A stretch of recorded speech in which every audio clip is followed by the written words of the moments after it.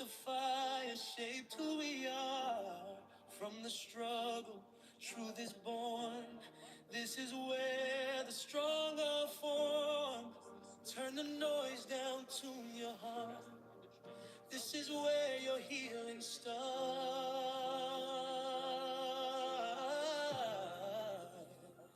It's the hour of power with Chaos Royal, where faith meets fire.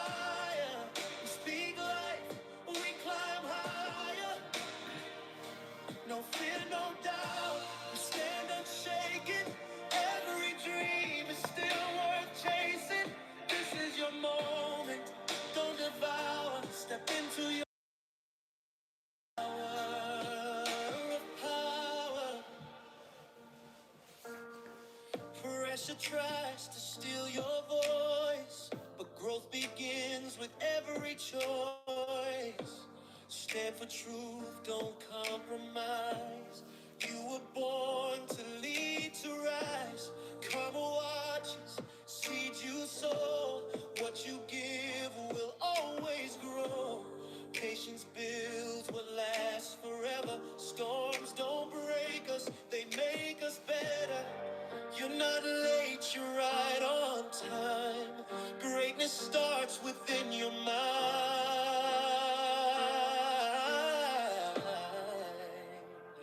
It's the hour of power with Chaos Royal, where faith meets fire. We speak life, we climb higher.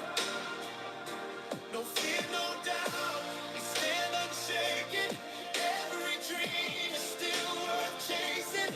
This is your moment, don't devour. Step into your hour of power. If you're tired, breathe it in. If you fail, rise again. You are called, you are chosen. Every chain is being broken. It's the hour of power with Cares Royal. Strengthen the word. Every lesson you've heard. Walk in purpose, walk in truth. This is the fire inside of you. One voice, 1 hour. This is your hour of power. Press play and walk in power.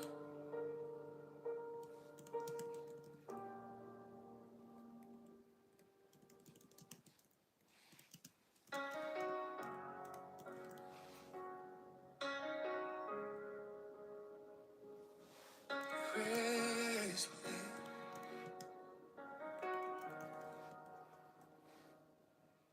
From the break of dawn, she lifts her voice. Walking in faith, she makes the choice to trust the Lord with all she is. Living proof of what his promise is. Through every trial, through every test, she wears a crown, she gives her best. Grace in her steps, love in her tone. She's never walking this road alone. When the world feels heavy, she still stands tall. Hands lifted high, she answers the call. Courage royal, chosen and called, daughter of the King, she'll never fall. Shine in His light,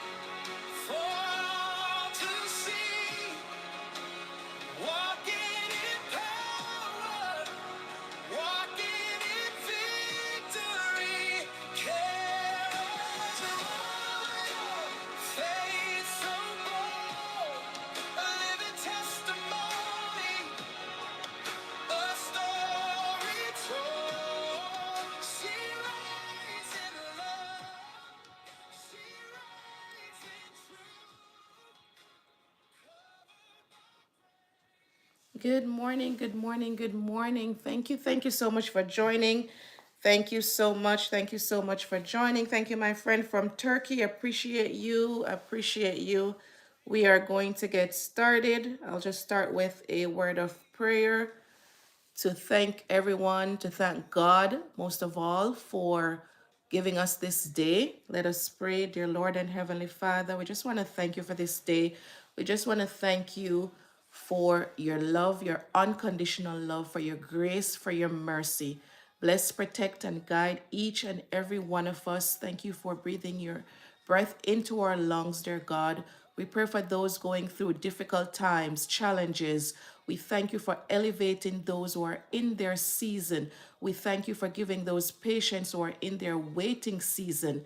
We thank you for each and everything that's going on in everyone's life. Thank you for those connected to them. Thank you for those who will be here live on this stream, who are here live on this stream. And we thank you for all their family and friends connected to them.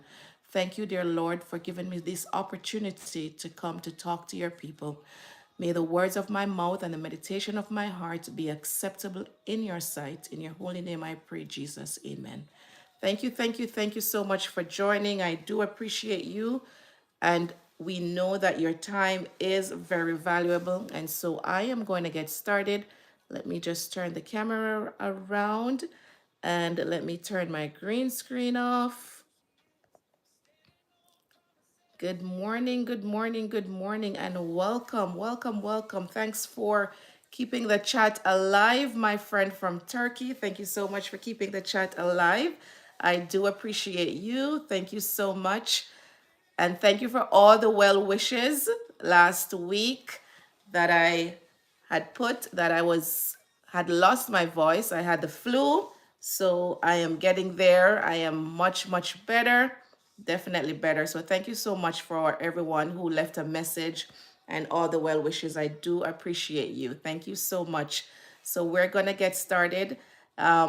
This is a topic that I have seen, well, I have not necessarily seen the topic that I'm going to bring to you, but we've seen so much about narcissism, and we've never really seen this side. We've seen people in relationships with a narcissist, and what do you do? How do you walk away?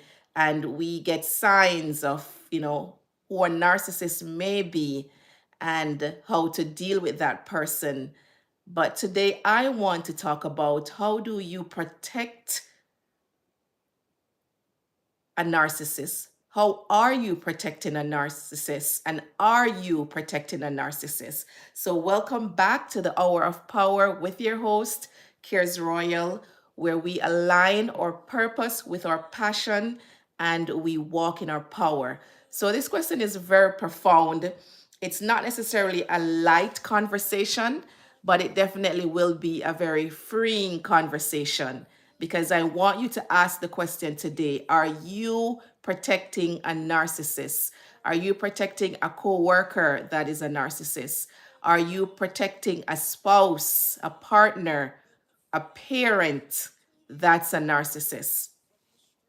Do you go out of your way to defend these people and explain their behaviors or their actions? And that is what I want you to ponder on today when you listen, when you go on the replay.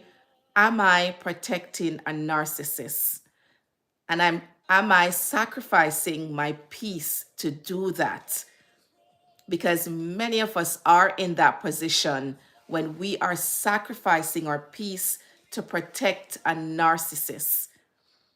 Aren't we tired of doing this? Aren't we drained?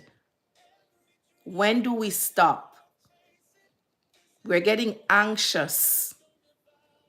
Our bodies are getting tense.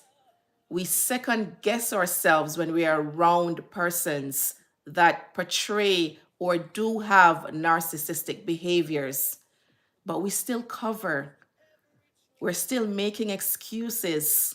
We're still explaining the reason for those behaviors. So, in this episode, it may sting a little bit because it may get personal, but it's not to bring shame. It's to bring awareness for us to wake up. We know the term, let's get woke. That's it. Let's get woke. Let's look within ourselves to figure out if knowingly or unknowingly we are protecting a narcissist. Let's get into it. What does that really mean that we're protecting a narcissist? What does that really mean?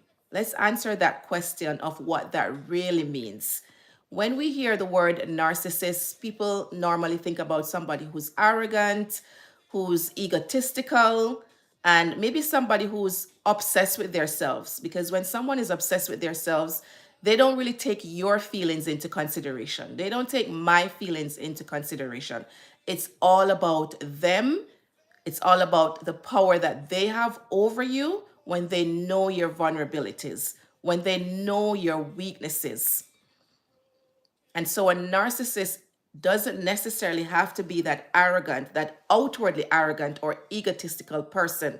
You may not necessarily see all narcissists wrapped up in that paper wrapping or that gift wrapping. Narcissists don't always look like villains. And if you've come across one, if you've come across one at work, if you've been in relationships with one, whether it be a parent, whether it be a spouse, a partner, they don't always look like a villain. Sometimes they look like the victim. You trauma bond with that person. They share what they've been through, then you share what you've been through. And so you're saying, oh my gosh, they've been through so much, they're definitely a victim. They may come off as charming, smiling all the way, telling you all the goals and aspirations that they have that you can build together. We can work on together. Thank you so much, my friend from Turkey. I will visit your channel for sure. Thank you so much. I appreciate you for keeping the chat alive. Thank you so much. So they may come off as very charming, or they may come off as somebody who is broken. And so you feel sorry for that person. They've gone through so much and you want to be there for the person. Protecting a narcissist doesn't mean you agree with everything they do, but it definitely means you explain their behavior way too often. Narcissists need power, and from that power, it is you engaging with them. If you've ever heard, read anything about narcissism, they feed off your engagement. You may have come across the term gray rocking, meaning be like a literal gray rock. Show no emotion towards them when they're having or they're displaying the bad behavior. Say nothing, don't engage them. That's gray rocking because they feed off engagement. And if you're always explaining their behavior, you're protecting them. If you minimize the harm that they're doing, that's protection. Never minimize the harm that they're doing, because today it may seem small, it's going to get bigger. It may even become dangerous for you to stay in certain situations that is being controlled by a narcissist. You find yourself saying things like, that's just how they are. You have a friend and someone is pointing out to you rather, that their behavior is not acceptable. And you're like, that's just how they are. Get over it. That's just how they are. That's protection. You're protecting that person's narcissistic behavior. You silence yourself and you silence your peace to give them more control over you. You feel responsible for their emotions. That's protection. That's protecting a narcissist. Thank you for being here. Thank you for being in the background. I do appreciate you. That's protection. Don't explain what they're doing. Don't say it's just how they are. They don't have to do some of the things that they're doing. They don't have to be that mean. They don't have to take control over situations that they have no place taking control of. You have a co-worker that every input that you have, they're cutting you off. They're minimizing your value and your worth on a project to maximize their value. And then you're saying, that's just how cares is. No, you're protecting narcissistic behaviors. And you're sacrificing your peace. You take the blame so they don't have to. Why are you taking the blame for someone else's actions? Good morning, my sis Anique. Thank you so much for joining. Good morning, my sis. Thank you so much. Thank you for your like. You tend to become their emotional shield, standing between their dysfunction and reality. That is protecting a narcissist. And remember, we spoke about this before. Anything you invest in, there will be a cost to do that. And the cost is usually your peace. You're sacrificing your peace to protect a narcissist. You're sacrificing having clarity on where you fit in their space. You're sacrificing something very important along with your peace. You're sacrificing your voice. Good morning, my brother Tallman. Good morning. Thank you so much for stopping by earlier, Tallman. Appreciate you. So the more we're protecting the narcissist, we're minimizing our voice. We're sacrificing our peace. And this slowly happens to us. We don't realize because we're doing small things. Let's be clear. You don't wake up one day and decide to forget about yourself. You don't decide to abandon yourself. But when you're protecting a narcissist by the actions that you're doing, by saying that's just how they are, when you're minimizing your emotions in that relationship, whether spousal, whether friendship, whether at work, when you're minimizing your voice, it's happening very slowly. So at first, we're very understanding. We're very compassionate. We empathize. We're sympathizing over and over and minimizing our hurt that's happening from that same narcissistic person. We're being patient. And then we keep telling ourselves different things to say that it's okay. We're saying maybe they're just stressed. Work has been busy. They're just stressed. They just lost someone very close to them. So they're stressed out. But that doesn't mean they should be saying hurtful things to you. That doesn't mean you should be accepting poor behavior. Stop engaging. You're telling yourself they didn't mean it. It's okay, they didn't mean it. They apologized. How many times did they apologize? Probably for the same thing. But in that apology, try to remember when a narcissist apologizes to you, you are the cause. In that apology, they're saying, I'm sorry I said that, but what did you do that led me to say that? That's not taking accountability. That's not taking accountability.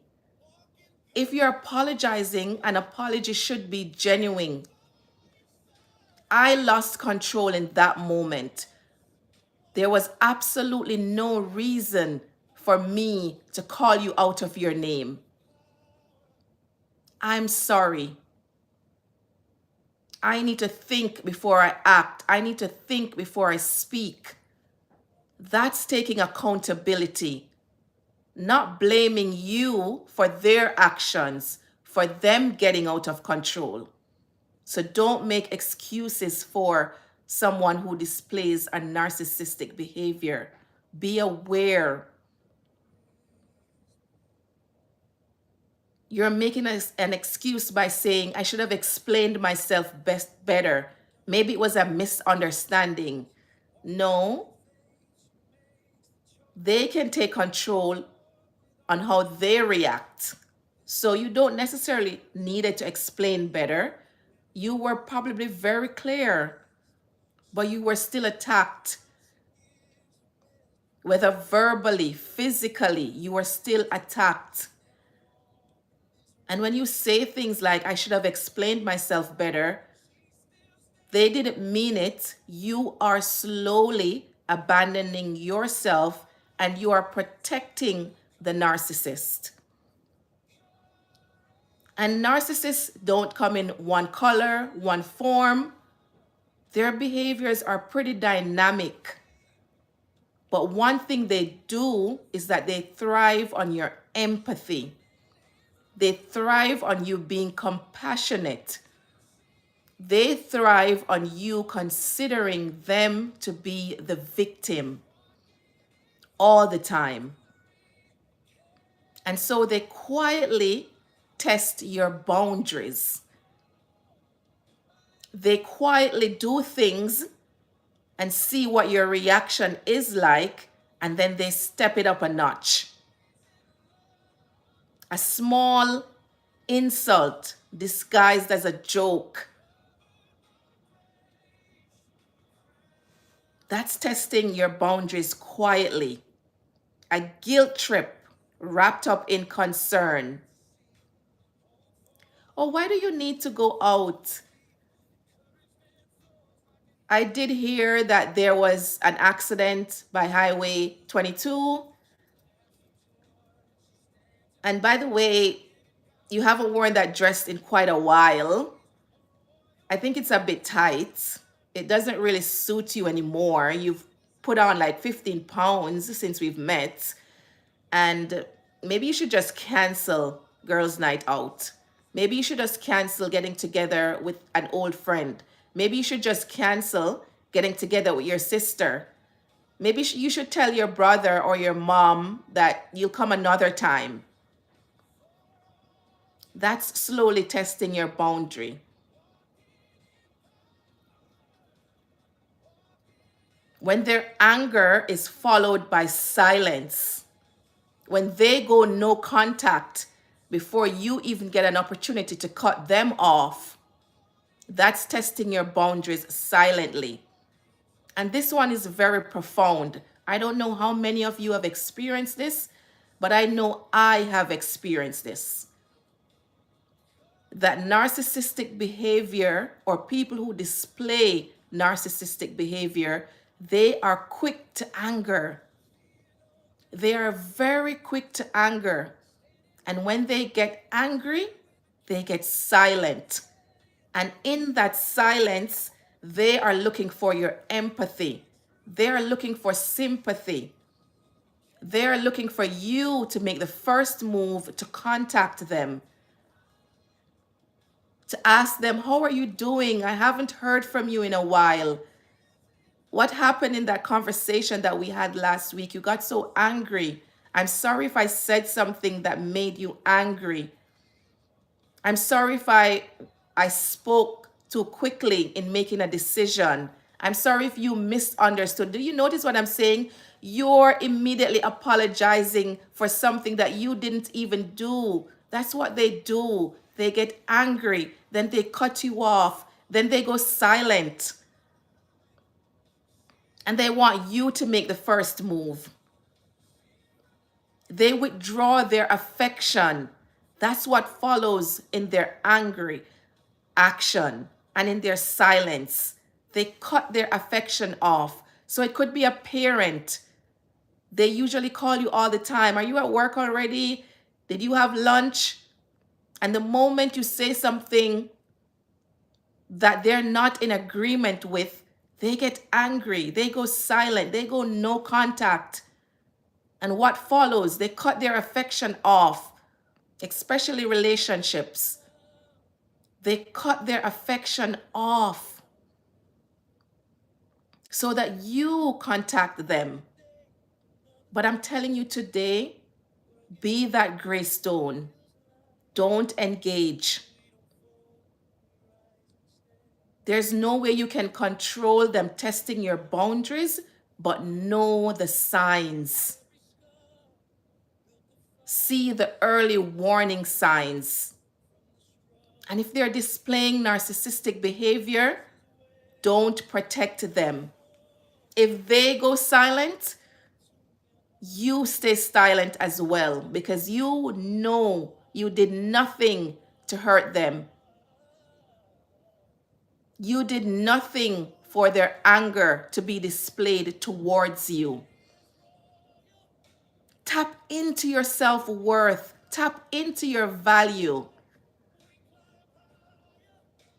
Don't forget, if they consider themselves a prize, you are also a prize. You are a child of God.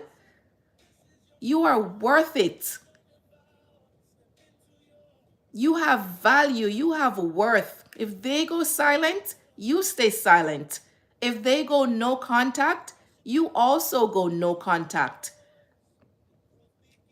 And if that relationship is never mended, it's probably for the best. Don't protect them. Don't try to figure out the reason they went silent. Don't try to figure out what they're upset about this time. Set boundaries and keep your boundaries. It's okay to lose a friend who wasn't worth it in the first place. It's okay to let go of a relationship where you are always on the end being hurt, being ridiculed, being always the one to apologize. And remember, protecting a narcissist, what we're saying is once we protect a narcissist, we're sacrificing our peace. So let's look at hidden ways where we're sacrificing our peace to protect a narcissist. You're sacrificing your peace when you're replaying conversations over and over, and especially at night, because we tend to do this at night, because at night it's a quiet time. It's our time usually for reflection. Some of us do it at night. Some of us do it very early in the morning if we're early risers. And so we replay conversations at night. How could I have said this a different way? You feel tense when you get around someone who is a narcissist. You're awkward, you're uncomfortable. You don't know how to act. You don't know what to say to trigger that person, to get that person upset. You feel tense before even saying a word to this person. You're monitoring your words closely to avoid conflict. Why? That's sacrificing your peace. You apologize even when you're the one who's hurt. You feel guilty. You're always feeling guilty for wanting space for yourself, for wanting to keep your distance from a narcissist. So let's continue to ponder, am I protecting a narcissist and sacrificing my peace? Thank you so much for joining. Let me pause to say, give this stream a like. If this content is resonating with you, remember to like, subscribe, and share it with a friend. Thank you so much for being here. Our peace doesn't always scream at us when it's leaving. It usually whispers. It whispers. Stop protecting a narcissist and sacrificing your peace. Stop being the one who's always hurt. Stop feeling guilty for wanting to protect your peace. It's exhausting. That's the sign that your peace is leaving you. Exhaustion, feeling drained, that tense feeling you have when they walk into a room, that tense feeling you have when you start to get into a conversation with them. You are not responsible for how they feel, how they choose to act. Why do we feel responsible for them? Let's look at that. Why do we feel responsible? Many of us continue to protect them, to protect a narcissist. Caregivers, parents, co-workers. And please note, a parent is an adult just like any other adult. And they can also be a narcissist. Many of us who are adults right now have gone through having a relationship with a narcissistic parent. They do exhibit those behaviors. Never forget that. People of faith, we tend to protect narcissists. We know that God can change people. But why are we protecting them and not protecting our peace first of all? If you value loyalty, you tend to feel responsible for persons who display narcissistic behavior. Because you're saying, we've been friends for 20 years. I know how to deal with Sheila now. That's how Sheila is. We were college roommates. That's just how she is. She'll get over it. She'll apologize and we'll move on. You've been protecting a narcissist for 20 years. Think about that. Don't put a name to who that narcissist is, because once you put a name to it, you continue to be in protection mode. So don't say you've known Sheila for 20 years and that's how she is. No, Sheila has been displaying narcissistic behaviors for 20 years and you were protecting her. You were protecting her with co-workers. You were protecting her with her relationship with her children. You were protecting her with the relationship she had with her spouse by making excuses over and over. Other persons who feel as if they're responsible for protecting a narcissist are people who were taught to endure. I always say to my family, you guys suffer in silence. No matter what people throw at you, you feel as if you are strong and you are taught to endure. It's okay, I'll get over this. You will get over it. You definitely will get over it. But at what cost?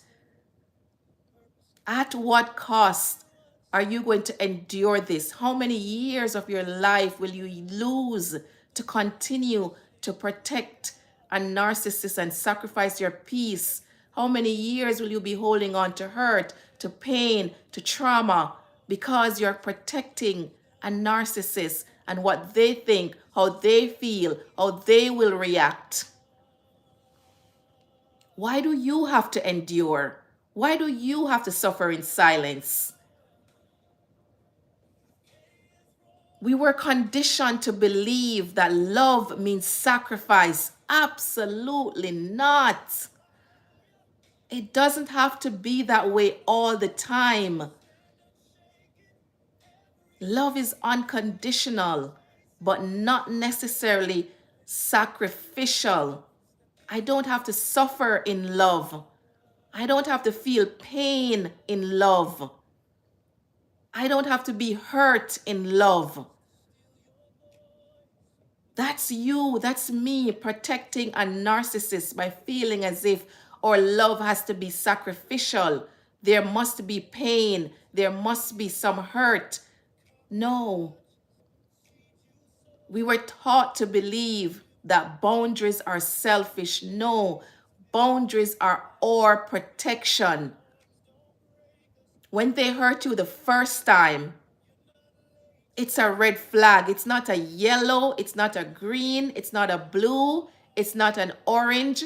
It is your sign to wave your white flag and say, I'm out. Boundaries are your gatekeepers. They are your protection. Walking away is not failure. We were taught to believe that walking away is a failure. It's not failure. It's strength. Walking away is strength. A narcissist thrives on being the first person to walk away because they either go silent and wait for you to contact them, or they go silent without any other repercussions, which we hope for, and they never return. So they thrive off walking away first and going silent.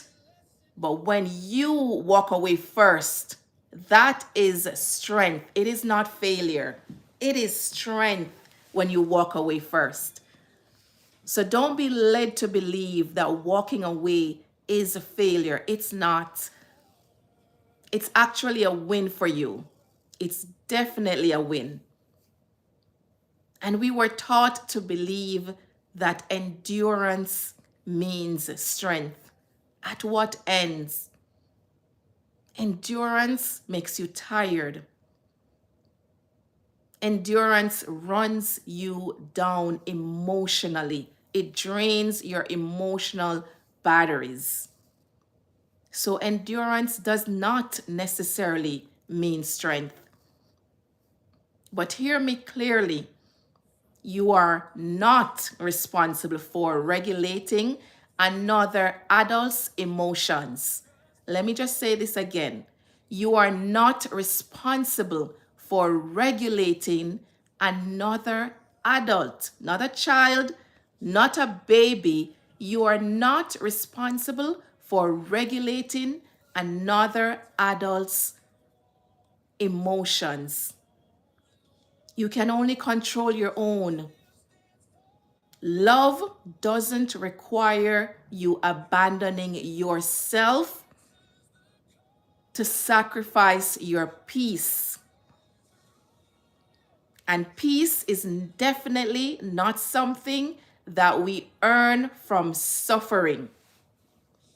Peace is not something we earn from suffering. We don't have to suffer to gain peace. But we definitely need to protect our peace. Let's look at the difference between grace and self-betrayal, because too often we're saying, let's give them grace. Let's give them time to reflect on their behavior. Let's give them time to apologize. Let's give them time to see where they went wrong. A narcissist will never see where they went wrong. They will never take accountability for their action. So you have to know the difference between what is giving grace and what is self-betrayal. How are you betraying yourself and your worth by giving grace? Grace says, I see your flaws and I choose compassion. But self-betrayal says, I ignore my pain to keep you as a narcissist comfortable. Grace has boundaries. Don't forget that. And try not to deny that. And if you don't include boundaries in giving grace, I implore you and encourage you, start today. Grace has boundaries, but self-betrayal erases them. It doesn't make sense that you set boundaries and you allow persons who are narcissistic to test them, because now you have gone into self-betrayal to slowly erase them. Remember, you can forgive someone without giving them access to you. We spoke about this. Not everyone deserves full access to you. And you can forgive without giving access. You can walk away without closure. You can let go of someone without knowing the reason they were angry at you in the first place.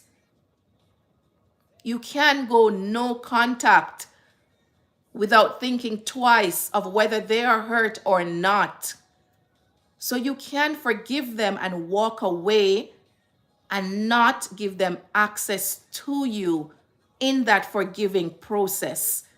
It can be on your own. You can understand someone without excusing abuse. So you can understand that they're trying to process losing a loved one, and so they may lash out, but they don't have to do it with you. And the moment they do, it's your sign. It's not a warning to prepare yourself. It is a sign to set that boundary that they will not be lashing out at you, because verbal, sometimes, especially in intimate relationships, can lead to physical. And many of you listening here today know what I'm talking about. You've experienced it or you've seen it. So you can understand them, but you don't have to make excuses for their abuse. You don't have to sit in the pain of their abuse. You can love someone and still choose your distance. Let me say that again.